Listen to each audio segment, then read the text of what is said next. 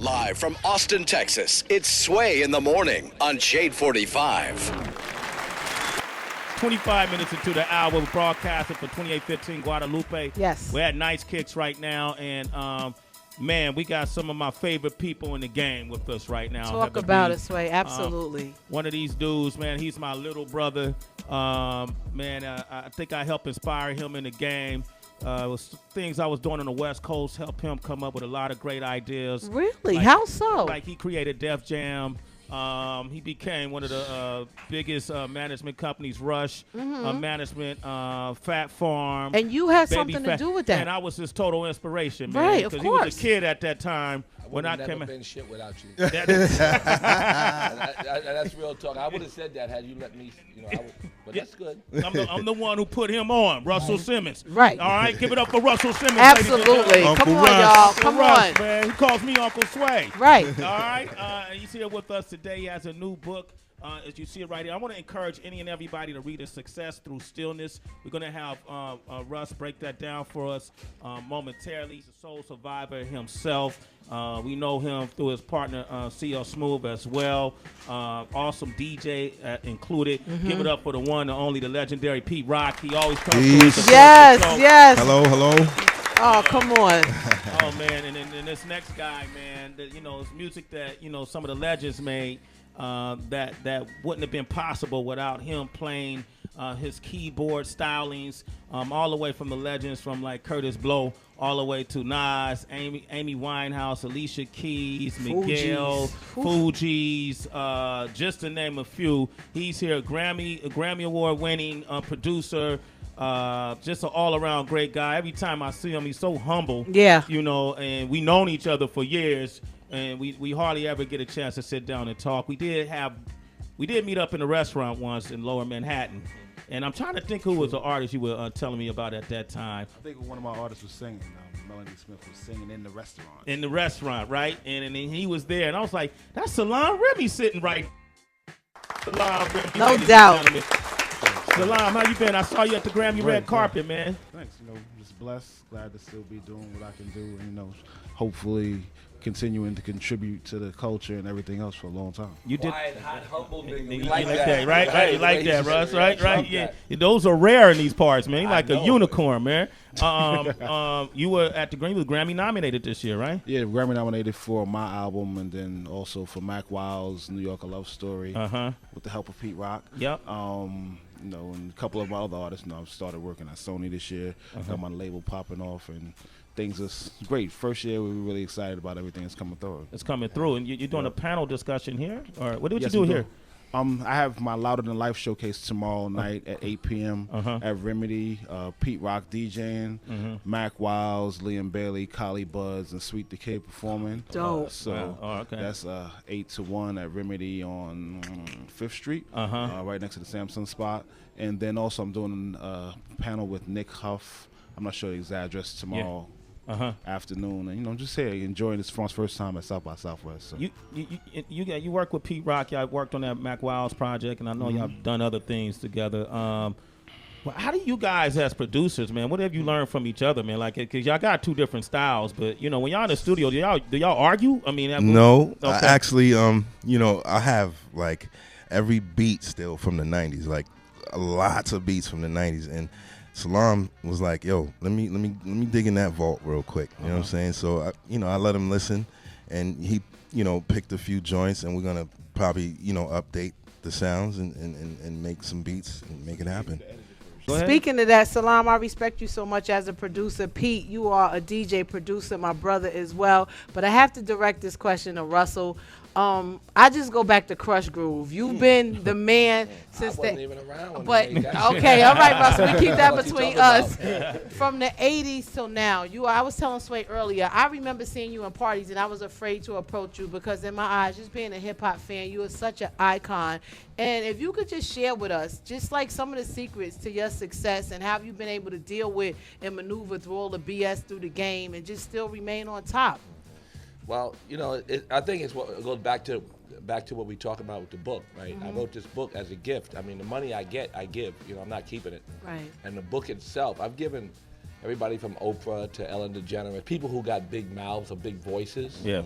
you know, by giving them meditation and they all have, you know, helped us to spread it throughout schools. We got a couple 100,000 kids meditating. And I think it's a gift that we need to give to the community because it's like throughout thousands of years, they've been telling you to be still and know. You know, it's not new shit. It seems new to some people. And I wanted to demystify it and give it to everybody. You know, the minute when Pete makes a hot joint, he could hear between a snare drum and another snare drum is a lifetime. The melody takes the work. You can't get no money in the future. You have to get it in the present. Cut from your cloth, baby. And when you get it in, you know, in that work, you know, that's a thoughtful, creative person. Every time you have an ounce of creativity, it's a second of presence.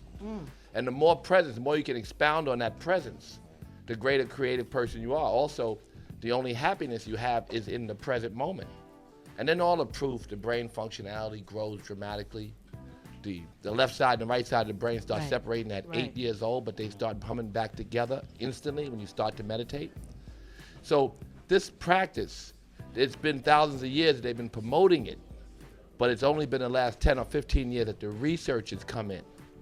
You know, and like the way that we reduce violence in schools and the way kids having more expansive, greater functionality in their brain in schools, we see the result. We have so much result. And I just want to share that. So this book is written real simple. And I'm trying to give it to everybody, you know, and I'm really glad to see that it entered at #1 in certain categories and it's in the top. You know, it's a meditation book. It's not an easy thing to sell, right? But it blew up this week. So it's on the bestsellers list on the New York Times. It'll be out. You know, you'll see next week in the. Congratulations. You know, I see Deepak. We ain't even fuck with Oprah yet or Ellen yet. People like gave me. I know I'm going to be on their show. But you're on Sway in the morning, I'm man. excited. Yeah, you're on Sway in the morning. No, I meant to say, right now we getting ready to sell a ton of books because we fucking with Sway. That's right. That's right. Get my shit in order. You know, you old, so you lose a beat. Yeah, man. Oprah, I mean, love her. Damn, this thing. Oprah in the head. I'm sorry. I misspoke. I'm sorry. No, I love Oprah. I'm just saying it's going good and it's good. I'm just saying her name, so maybe you should see this video and know I love her. Deepak Chopra we had on the show, and one of the things he said he wrote forward to my book. Yeah, and I saw this, and one of the things he talked about was an experiment they did in I think Queens, and one of the worst projects in Queens, and they had people. That's in South Queens. That's my team. We're working with them. That's Erica Ford and the family right there. And they had people in the projects meditating, and they found the crime rate went down when that happened. Wow. How do you get this though to dudes who are actually on the corner? You know what I mean? Dudes who are actually holding guns. You know, we gotta. You know, people. Everybody want to increase brain function. Everybody want to be happier. Everybody want to have better functionality. Everybody wants that. You know. So I mean, we can't only chase niggas with guns. We got to get everybody conscious, and then those people teach another person. You know what I mean? We got to give young people in schools this gift. It should be in all schools. You know, it should be quiet. Sit your ass still. Sit still. You know, that's it. You know, you sit still. You repeat the mantra. I love Russell Simmons. For real, like I mean, that's sit how your ass can I tell you still. something? Yeah. Tell my us. ex-wife, though, my daughter Yoki Lee and Ming, they both go to school for the gifted. And it's because of the mother. Let me straighten that out. Let me not misspeak again. Kamora. Okay. Right. But when Yoki Lee was 8, we began meditating. And Ming Lee was 10. Right? So it's 3 years at least, and 4 years for Ming. And when they sit, it takes a second. Like when you sit, and you say you're going to repeat the mantra rum, rum, rum, to yourself. When you sit and do that, your mind's going to say, fuck that, I'm not meditating. It's going to say, let me go get something out of the fridge. It's going to say, open the door. It's going to say, the cat's making, you know what I mean? It's going to give you 100 excuses. So the mind's like a monkey bouncing around the cage. Yeah. But when they realize the cage is not going to move till the alarm goes off 20 minutes from now, it'll settle. And in a few minutes, it will settle. And then the mind, you'll say, oh shit, I'm meditating. And the mind will go a little crazy again and will settle some more. So what it requires is a little bit of patience. So it also required Kamora to say, sit your ass still. You know what I mean? Kamora had to, you know, and Yoki can't move because Kamora scared the shit out of her. Yeah. She's a great disciplinarian. Yeah. She had a foot on my neck for 15 years. That's right, Russ. That's right. Amazing. So the kids did what she said, and within a few minutes, their mind settles, and you see how patient they become because the meditation sets in, and everybody can do it. There it is, man. Russell Simmons, ladies and gentlemen. Sway. Feeding us, Jim. Yes, Tracy G. Can I jump in this combo real quick? But Russell, Tracy G. thank you. On the subject of meditation. No, you're not done. You're not done. He's still there? Go ahead, Tracy Russell, G. wait for me. Tracy's in New York. Yeah. Go ahead, Tracy. All right. When we had Deepak over here and we were speaking about meditation, he said that it's also good with helping your sex life. Do you agree?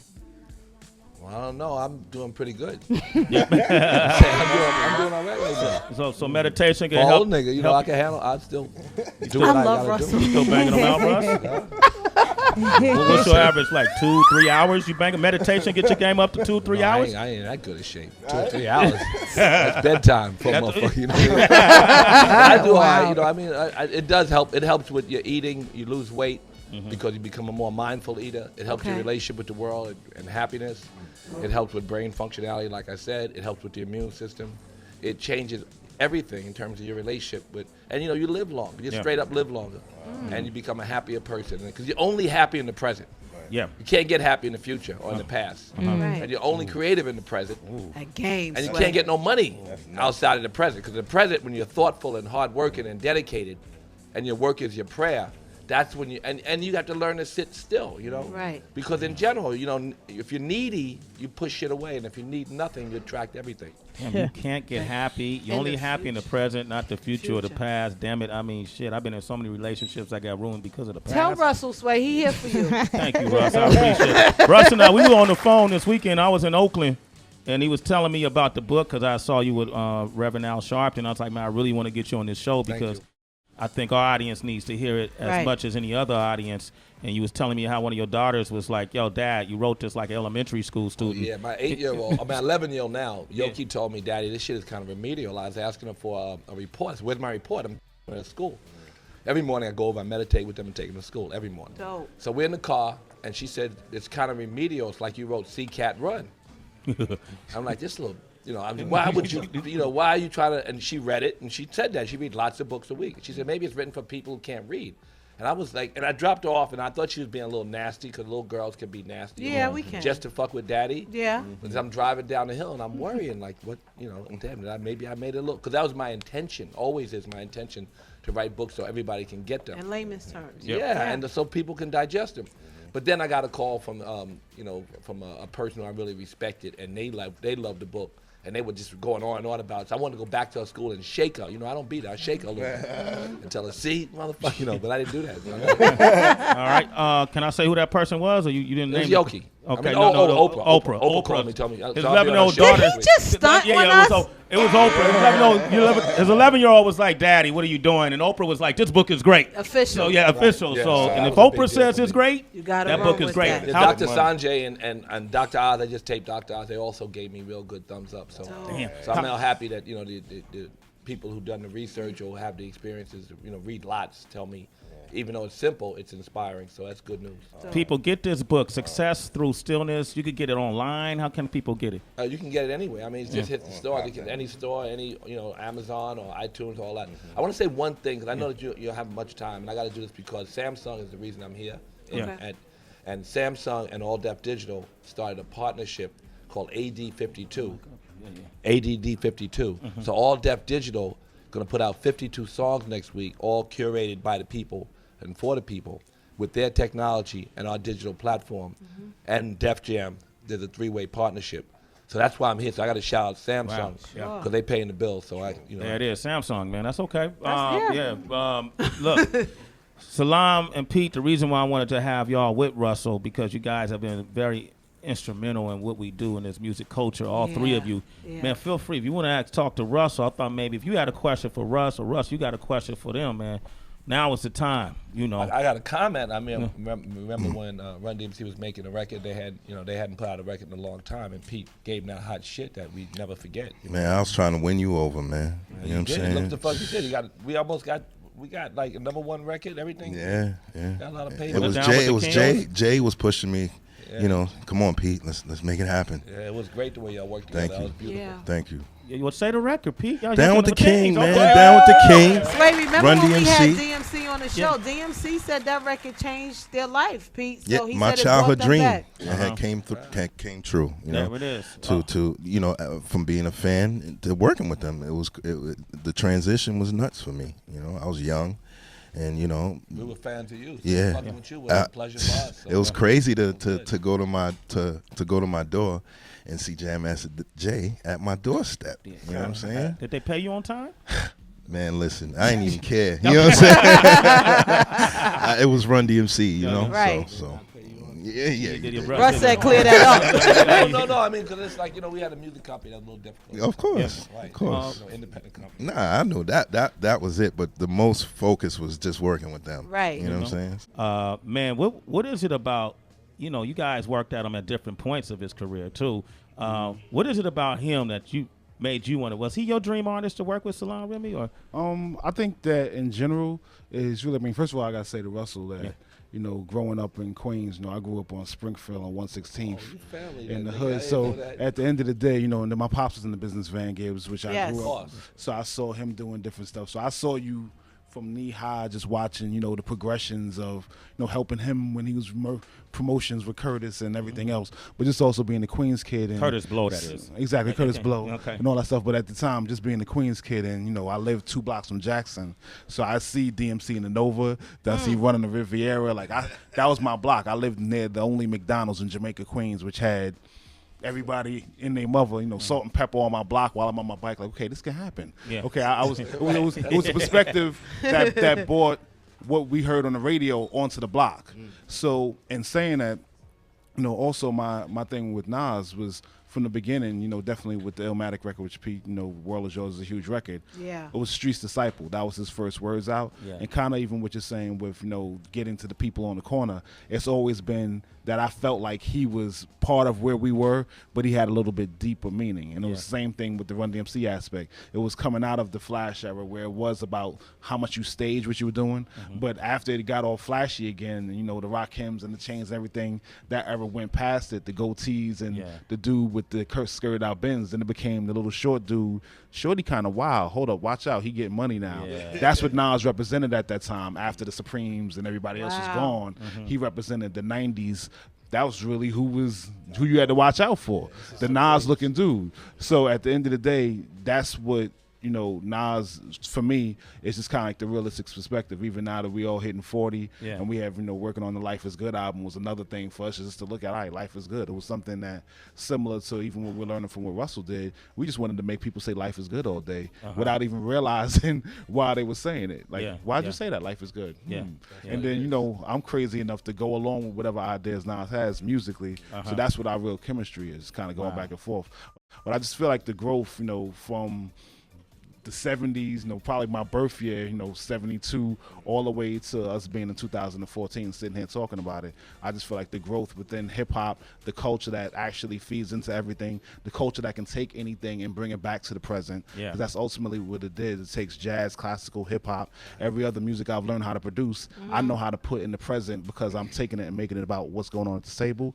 Hip hop culture is what does that. It samples the world. Take a Picasso, but we're gonna make Mona Lisa into right now. Wow. We say Mona Lisa in hip hop, people think Slick Rick. Yeah. They forget that there was a painting that existed for hundreds of years before that actually indignified what Mona Lisa was supposed to mean. Yeah. So I think it's the same aspect. Hip hop is now our forward culture. It's what actually speaks to the people about what's going on at the minute. But it can sample and take from anything that you're contextualizing and saying this is killing the moment, right now. This is what it is, and that's ultimately, like I said, that's the excitement because I don't know what's gonna happen tomorrow. Yeah. But whatever happens tomorrow, I'm gonna spin on that round. Pete was like, "What am I gonna play at your joint?" Well, we could play some reggae because I got some. We can play some rockers. We can play some break beats. But whatever we do in the room, as long as we feel good with it, then that's what it is. We kind of make it happen. Salaam Remi right there. You heard that, right? We spazzing out, and that goes to the point of what Salaam was saying. You don't know what's going to happen tomorrow. Right. You can't change what happened yesterday.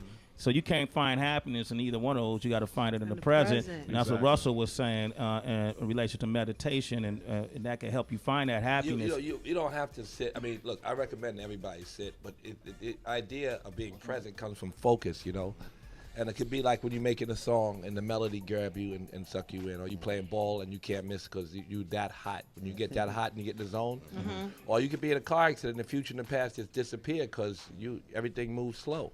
This idea of the world moving slow instead of it flickering, that's what a great music producer has. He has the ability to focus, and he don't care about what they're gonna think.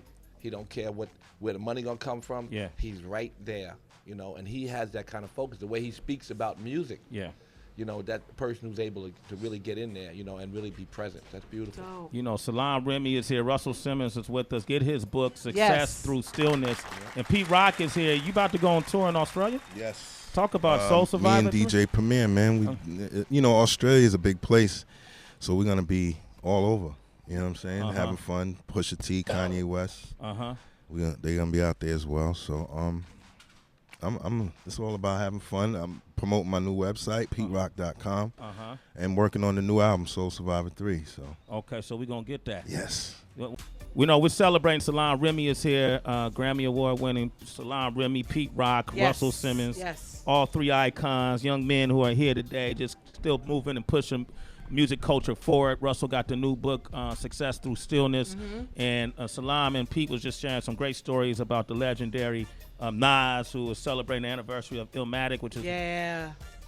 man, you know what? There's been a lot of great albums made, but I can't say if there's one that's been greater. Is it 20 years? 20 years, right? I see Nas the other day in the hotel. We bumped into each other. And I looked at him. He looked like a little boy or something. Yeah. Jose, not a second. He looked the same. Yeah, It he was good. probably been reading your book, meditating, Yeah, and finding, maybe. you know, success through stillness. You know, I said I had a surprise on the line. Okay. You know, it couldn't be here with us today, but Pete Rock, you going on tour in Australia, right?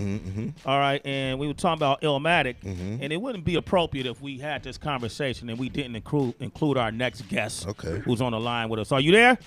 Yeah, I'm here. DJ Hello? Premier. What's going on? We got DJ Premier on the line. Give it Primo, up, nice DJ picture, Premier on the Premier. line, no All doubt. All right. Primo. Yo, what's up, Primo? What's up, everybody? I see there's a lot of power in the room. Yes, sir. Now that you're here, too, you get a little extra gas. Okay, we looking real big right now, man.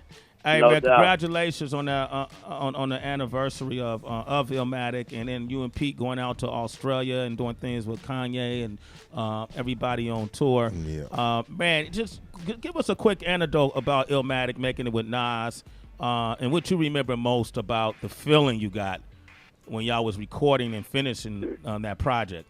I think one of the most interesting things for me was, big up to Russell on this. The early Def Jam days were done at Chungking Studios, and when I started to be around Large Professor when he was just starting to work on Nas's project, they did it at the same Chungking room where a lot of the Def Jam stuff was done, and we felt the energy of what Russell and Rick had done to get LL and the Beastie Boys and other artists, off the ground in that same studio when they used to be down in that area before they moved to Chungking to where it is now, and then to be in every session just as a hanger on to watch. Besides the songs I produced, I got to watch Pete do his session. I got to watch Q-Tip do his session, and then I met Nas' father when he had his father play on Life's a Bitch, and to sit there and watch him lay that down in that same room, and then to get a classic album that was one of the first 5 mics albums to ever, to receive 5 mics when the source was our Bible at the time.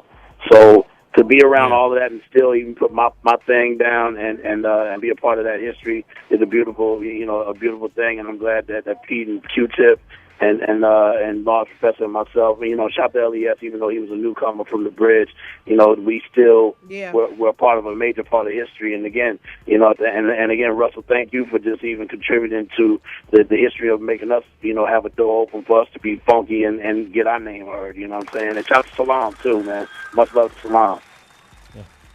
DJ Premier, ladies and gentlemen, give it up. Primo, I'll see you when I'm back in New York. All right? Yeah, for sure. You'll probably be on tour. I'll be in the lab cooking, man. So shout to Heather, love you, baby. Love you too, Primo. Okay. All right. Primo, when that have the B album coming? I know y'all finished something. When is that coming? Sway, Hey, stop it. you We got it. We got it this year, Sway. yeah, we got it. Yo. All right, I'll see y'all when y'all get back. we'll Y'all be have a waiting. good time out there. All right, then. All right, cool.